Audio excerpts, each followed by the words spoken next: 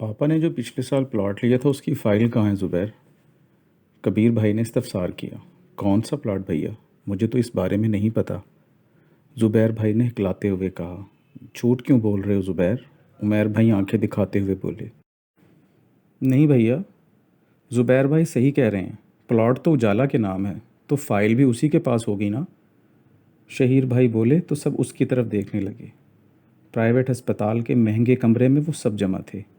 Bed पर उनका नहीफ़ और ज़ईफ़ बाप पड़ा था और उन सबको आखिरी रह जाने वाले प्लॉट की फ़िक्र सता रही थी जो बाप ने इकलौती बेटी के लिए ख़रीदा था। उजाला ने एक निगाह सब भाइयों पर डाली और ख़ामोशी से बाप के पास बैठ गई। इसकी आंखों से आंसू गिर रहे थे। पापा, अब आप किसके साथ जाएंगे? ज़हीर ने एकदम छा जाने वाली खामोशी को तोड़ा तो वो सब एक दूसरे को देखने लगे। किसके साथ जाएंगे? क्या मतलब? पापा इतने सालों से ज़ुबैर के साथ ही रह रहे हैं, तो अब भी उधर ही जाएंगे? कबीर भाई दरश्की से बोले। लेकिन भाई, आपको तो पता है मेरे हालात ठीक नहीं चल रहे और बच्चे भी बड़े हो रहे हैं। ज़ुबैर चिढ़कर बोला। उजाला के दजीदा निगाहों से भाई को देखा। उसकी निगाहों में पिछले हफ्ते भाभी की सालगिरह पर दिए जाने वाला हीरों का बेशकीमत हार घूम रहा था। उजाला पांचों भाइयों को परेशान चेहरों से बारी बारी देख रही थी।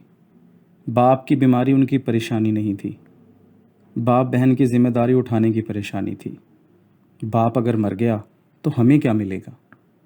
उनके लिबास और चेहरों से आसूदगी आया थी, लेकिन दौलत की हवस जाने क्यों हद से ज़्यादा थी। आप सबको मेरी और बाबा की फ़िक्र की ज़रूरत नहीं है। मैं अपना और बाबा का ख्याल रख सकती हूँ। हमें किसी की ज़रूरत नहीं। उजाला भीगे लहजे में बोली तो सबके चेहरों पे नागवारी के तासुरात उभर आए। यही सिला मिलना था हमें, बस यही सुनना बाकी था। कभी किसी चीज़ की कमी नहीं होने दी तुम्हें, नाशुक्री लड़की। ज़ुबैर गुस्से से बहन पर बरस पड़ा। ज़ुबैर बड़बड़ाता हुआ बाहर निकल गया। इसके जाते ही सब आहिस्ता आहिस्ता कमरे से निकल गए। किसी ने भी रोती उजाला की तरफ एक हरफ तसल्ली तक का ना दिया। वो आंखों में आंसू लिए अपने बाप को देख रही थी। उसका दिल फरियाद कर रहा था। अतर साहब की आंखों से आंसू निकल निकल कर तकिए को भिगो रहे थे। उनके बेटे बेहिसी की इंतहा पे थे और वो बिस्तरे मर्ग पर पड़े बेबसी की इंतहा पे थे। उनके जहन के पर्दे पर आज से 25 साल पहले का मंजर घूम रहा था।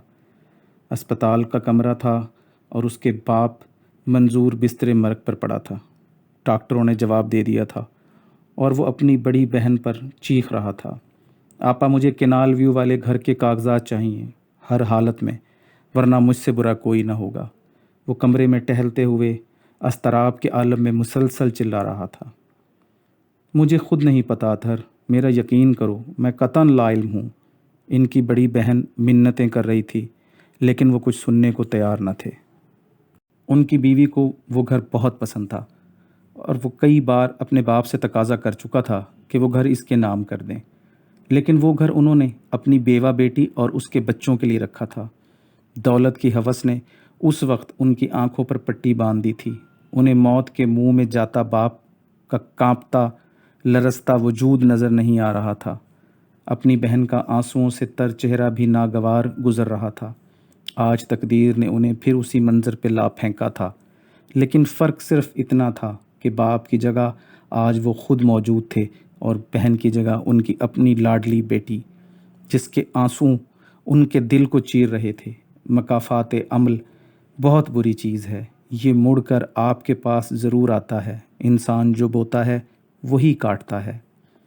बुराई का अंजाम बुरा ही होता है। अपनी गलतियों की सज़ा अक्सर अपने प्यारों को भुगतनी पड़ती है, जैसे उनकी चहचहेती बेटी, जिसकी आंख में वो कभी आंसू न देख सकते थे और आज वो उनके सामने बैठकर रो रही थी और वो बेबस थे, कुछ भी नहीं कर सकते थे। हत्ता के हाथ बढ़ाकर वो आंसू तक नहीं पहुंच सकते थे। बेबसी से उन्होंने अपनी आंखें मूंद लीं।